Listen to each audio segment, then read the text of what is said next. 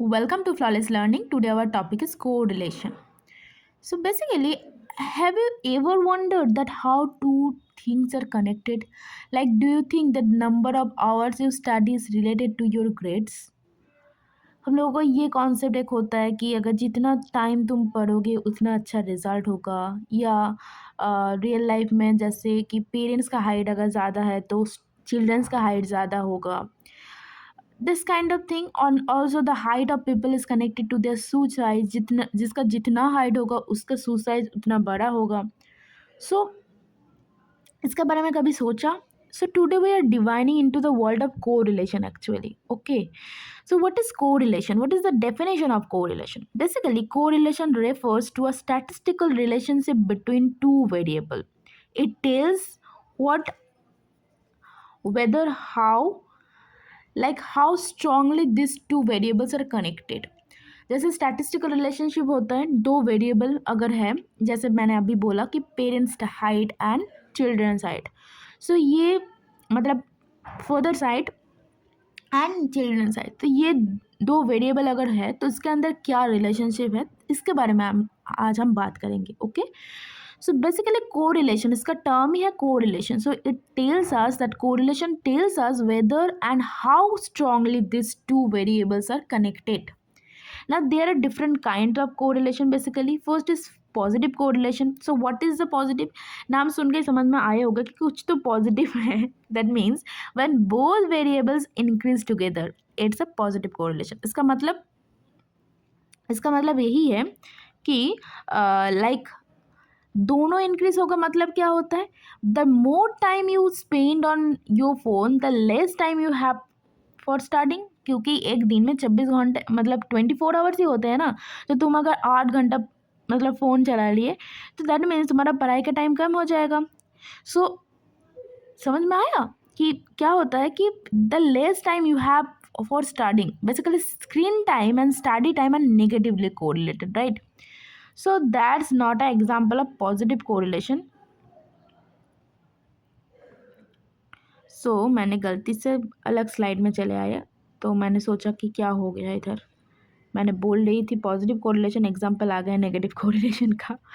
Okay, so देखो अभी positive correlation का एग्जाम्पल क्या है? The more you practise the better you performance. जैसे हम बोलते भी है कि practice makes man perfect, right? So that means the more you practise the better you performance. Your practice time and skill improvement are positively correlated. तो इसको हम लोग अगर विजुअली देखने की कोशिश भी करें तो क्या होता है कि सपोज यू टेक डेटा, तुमने क्या क्या डेटा पॉइंट्स उठाया कि एंड सबको दोस्त को सबको, जैसे तुम लोगों का शायद डांस परफॉर्मेंस है तो तुमने 5 दोस्त है तो 5 दोस्त को ना तुमने पूछा कि कितना आवर्स वो पढ़ते हैं, मतलब डांस परफॉर्मेंस किया, तो किसी ने बोला this is time in hours. मैंने इधर ले रही हूँ कि time in hours, okay, in hours HR। सो किसी ने बोला कि मैंने 1 घंटा प्रैक्टिस किया, किसी ने बोला मैंने तो 2 घंटा प्रैक्टिस किया, और किसी ने बोला मैंने 3 घंटा किया। I am sorry for my bad hand writing, क्योंकि इधर लिखना काफ़ी मुश्किल हो जाता है मेरे लिए। तो this is 1, this is 2, this is 3 and now 4, 5 and 6। Okay, so ये है जो परफॉर्मेंस का टाइम, और ये है उसका लाइक स्किल इम्प्रूवमेंट, कितना स्किल उसका इम्प्रूवमेंट होता है। इसको हम लोग कैसे डिनोट करते हैं? सपोज किसी का स्कोर पहले था 60, स्कोर मतलब डांस कंपटीशन का भी तो स्कोर आता है ना, जो डांस एग्जाम वगैरह होता है उसमें, फिर 70, दिस काइंड ऑफ थिंग। फिर इधर आते हैं 60, 65, दिस काइंड। ओके, नाउ अभी क्या होता है कि डांस जितना प्रैक्टिस करोगे उतना परफेक्शन आएगा, राइट? तो जो लड़की ने 1 घंटा प्रैक्टिस किया उसको स्कोर आया 60 से भी नीचे। जो लड़की लाइक बहुत अच्छा खेला है, इसको मैं थोड़ा इसको बढ़ा देती हूँ ना तो अच्छा लगेगा। हाँ, तो जो लड़की 2 घंटे एग्जाम मतलब प्रैक्टिस किए उसको मिला 60। जो लड़की 3 घंटे एग्जाम मतलब प्रैक्टिस किए उसको मिला 65 मतलब 64 अराउंड, एंड देन 65, एंड जो बहुत प्रैक्टिस किया था 6 आवर्स उसको मिला 100 में 70। तो ये देखो जितना ये आवर्स लाइक बढ़ते जा रहे हैं, इसका तुम देख पा रहे हो एक पॉजिटिव कोरिलेशन, यही होता है पॉजिटिव कोरिलेशन। मतलब जितना इधर टाइम बढ़ते जा रहे हैं उतना इसका स्किल इम्प्रूव होते जा रहे हैं। ओके, तो बेसिकली तुम्हारे साथ भी ये हो सकता है कि तुम पहले बहुत कम प्रैक्टिस करते थे, तुम्हारा परफेक्शन जितना तुम प्रैक्टिस को ज़्यादा किए उतना तुम्हारा परफेक्शन ज़्यादा आया। ओके, तो ये होता है एक्चुअल में पॉजिटिव कोरिलेशन। अभी तुम लोग और एक खुद का दिमाग से एक एग्जाम्पल दो और वो कमेंट में लिखो कि मैं ये एग्जाम्पल देना चाह रही हूँ, ये वाला। ठीक है, तो ये होता है पॉजिटिव ना। नेगेटिव सुनकर तो समझ में आ ही जाएगा, इसका मैं तो गलती से वो स्लाइड आ ही गया था example. So when one variable increases and the other variable decreases, it's a negative correlation, right. So what's the negative correlation. कुछ टाइम पहले मैं एक एग्जांपल आया भी था कि अगर स्क्रीन टाइम ज़्यादा हो तो स्टडी टाइम कम होता जाएगा, और अगर स्क्रीन टाइम कम है तो वो दैट मीन्स क्या होगा। देखो अगर ये ज़्यादा है, स्क्रीन टाइम शायद 8 घंटा है, तो उसका स्टडी टाइम भी ना 2 घंटा ही होगा। अगर तुम्हारे पास मतलब तुम्हारा स्कूल जाना होता है, सोचो मतलब 24 घंटे में तुम लोगों का 4 घंटा तो खाना पीने में चले गए, फिर बचे रहे 20 घंटा। फिर उसमें से तुम्हारा वो थोड़ा बहुत तुम लोग बाहर घूमते भी जाते हो, तो सोच लो 4 घंटा उधर चले गए, तो बचे रहे 16 घंटा। अभी 6 घंटा तुम्हारा स्कूल भी था, तो बचा रहा 10 घंटा। अभी इसमें तुमको पढ़ना होगा, या तो तुम्हारे पास अभी मोबाइल है तो तुम मोबाइल चला रहे हो ऐसा वाला। तो अभी तुम्हारे पास 10 घंटा ही बचा है, तो तुम अगर स्क्रीन टाइम ज़्यादा है, तुम अगर फ़ोन ज़्यादा 8 घंटा चला ले, तो तुम्हारे पास बचा कितना है, 2 घंटा ही बचा है पढ़ने के लिए। अभी जिस बंदे के पास सपोज तुम्हारा एक दोस्त है, वो कम फ़ोन चलाते हैं, वो बंदा फ़ोन बहुत कम चलाता है, 6 घंटा, तो उसके पास बचा कितना, 4 घंटा पढ़ने के लिए बचा। जो बंदा है बिल्कुल भी फ़ोन नहीं चलाते, मतलब 1 घंटा 2 घंटा चलाते हैं, उसके पास देखो 8 घंटा बच गया। तो अगर मैं इसको पॉइंट में देखूँ एक एक बंदा का, लाइक जो बंदा 8 घंटा पढ़ते हैं उसका पास बचा ऐसे ये 2, मतलब इधर पॉइंट मैंने रख दिया। ग्राफ तो सब लोगों को आते ही होगा कि 2 घंटा ऐसे जो फिर जो 6 उसका 4, और फिर जो 2 उसका 8 घंटा। तो ये देखो एक नेगेटिवली कोरिलेशन आ रहे हैं, राइट। जैसे ये बढ़ते जा रहे हैं स्टडी टाइम, वो ये घटते जा रहे हैं screen time, right. So that's a negative correlation ना। अभी आते हैं नो कोरिलेशन। नो कोरिलेशन मतलब तो समझ में आएगा कि कभी कभी क्या होता है ना कि कुछ इंटर रिलेटेड है ही नहीं, मतलब two variables don't seem to have any connection at all. Okay, एक मतलब एक का बढ़ने पे दूसरा घटेगा, या दूसरे घटने के पे और एक बढ़ेगा, या दोनों ही बढ़ेगा, इसका कोई मतलब है ही नहीं, तो उसको हम बोलते हैं no correlation. So sometimes two variables are such that there have no connection between each other, they are not interrelated at all. So that kind of correlation we called as no correlation. So basically इसका graph फिर कैसे बनते होंगे, तो ये भी हम लोग एक बार देख लेते हैं कि अगर ना मतलब हो तो क्या होगा। देखो इधर basically guess what could happen to hot chocolate cells during water।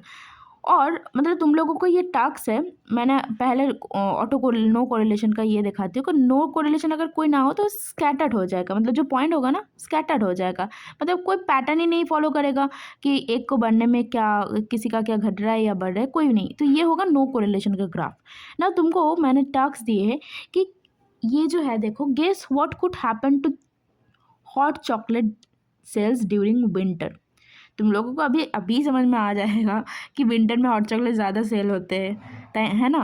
फिर आइसक्रीम समर में ज़्यादा सेल होते हैं, तो इसको तुमको समझना होगा। फिर social media and happiness. Now spending more time on social media does not necessarily make us happier, तो in fact it can have a negative correlation with mental wellbeing. सबको लगता है कि सोशल मीडिया कर रहे हैं कि बहुत खुश हो जाए, कि ऐसा नहीं होता है, ठीक है।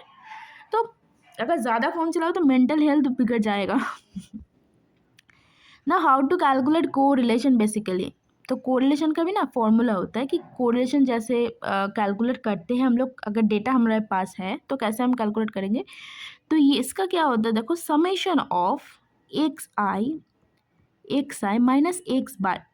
जैसे दोनों वेरिएबल एक्स और y are two variables, okay, if x and y are two variables then the formula is like xi minus x bar, yi minus y bar and divided by whole divided by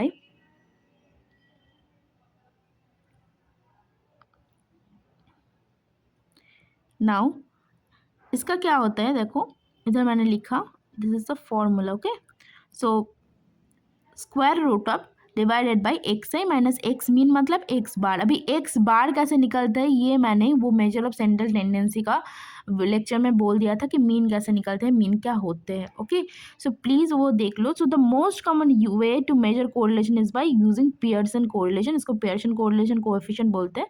so this is the formula that x i summation of x i minus x bar into y i minus y bar, नीचे इधर जगह नहीं है, so divided by root under summation x i minus x bar whole square into y i minus y bar whole square, okay. Y बार किसको बोलते हैं, ये जो मीन को हम डिनोट करते हैं एक्स बार वाई बार, ये जो होता है ना बार होते हैं, ठीक है। सो this is the formula basically. Now इसके बाद हम लोग क्या करेंगे, हम लोग इधर हम लोगों का प्लानिंग किया, हम लोग डेटा साइंस के लिए पढ़ रहे हैं, राइट। ये सब इंपॉर्टेंस हम लोगों को जानना है कि रियल लाइफ में कैसे यूज़ होता है this kind of.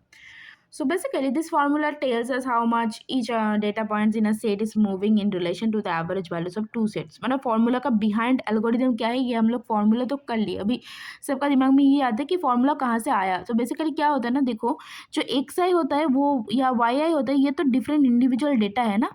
x1 is first value of x sequence and y i, तो माइनस एक्स बार कर दी, उसका मतलब जो एवरेज वैल्यू है उससे कितना वो जो सेट है moving in relation to the average values of दो सेट, ओके ना। जो बोल रही थी मैंने कि data science we are here our expected like what is the statistic like in data science also. तो जो लोग सिर्फ स्टैट के लिए देख रहे हैं उसका तो हो गया कि थ्योरी क्या है, लेकिन इसको इम्प्लीमेंट कैसे करें using code like. So that's a important task for data scientist, क्योंकि हम लोगों को जैसे थ्योरी भी अंडरस्टैंड करना होता है ऐसे ही हम लोगों को कोड्स भी जानना होता है, क्योंकि अगर बहुत बड़ा डेटा सेट है and not only for data science और aspirant of different kind of data analytics student but also for all of you, if you have 1,000 number of data set, then how can you calculate manually to get that correlation coefficient, right? So that's why we need some code, okay, some function. So how can you implement in code? So basically here's a code in Python I have written here. So your task is simply just take a screenshot of this code and run it in your, just go to Google Colab, just search Google Colab, okay, Google तो सबको आता है, this Google Colab, just type it in the like search bar in Google and then just sign in and now just इसका screenshot ले लो code, क्योंकि ये मैं अगर चाहती तो मैं तो इसे टाइम के जब मॉडल बिल्ड कराऊंगी मशीन लर्निंग उसके टाइम मैं तो कराऊंगी, लेकिन बट मैं चाह रही हूँ कि तुम लोग एक बार इस कोड को इम्प्लीमेंट करो उसके बाद तो मैं कराऊंगी, ठीक है।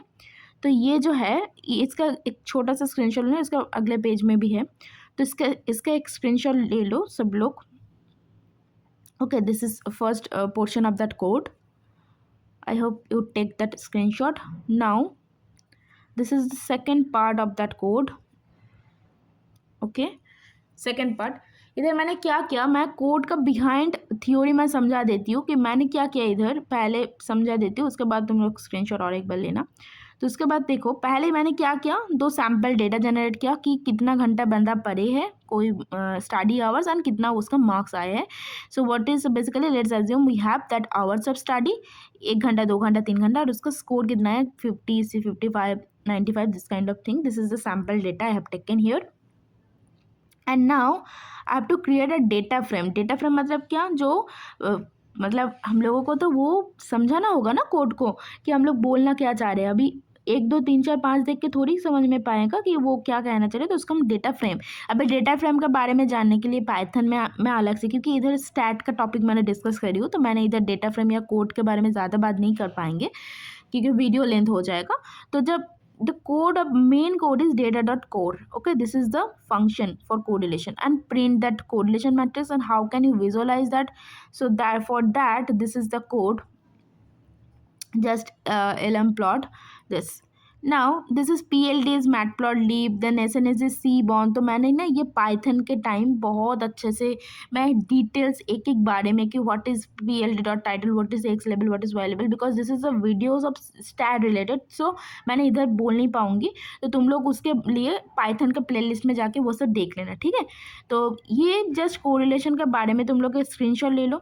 अभी इंटरप्रेट अभी इसके बाद तुमको जो करना है, तुमको इंटरप्रिटेशन कमेंट में लिखना है। Okay, so how can you interpret that result your, because basically correlation का रेंज क्या होता है, -1 से 1। Now if R equals to 1 that means perfect correlation. Okay, R equals to 1 means perfect correlation and R equals to -1 means perfect negative correlation, 0 means no correlation. अगर middle में होगा तो हम लोग बोलेंगे कि not perfect but there is a like your, अगर R तुम्हारा आया है 0.8, मतलब क्या होता है कि पॉजिटिव कोरिलेशन है, नॉट कि बहुत परफेक्ट है लेकिन पॉजिटिव है। ओके, ना मिसलीडिंग कोरिलेशन क्या होता है, इधर भी कुछ टॉपिक होते हैं। That remember correlation does not mean causation. इसका मतलब क्या होता है कि दो थिंग मतलब टू थिंग्स अगर कोरिलेटेड है, इसका मतलब ये नहीं कि वन कॉजेज द अदर। जो मिसलीडिंग कॉन्सेप्ट एक होता है कि सब लोग समझते हैं कि एक का कारण दूसरा है। मतलब if the number of the fire truck at a fire increases, it does not mean that fire trucks causes fire. Okay, so ये एक मिसलीडिंग कॉन्सेप्ट है।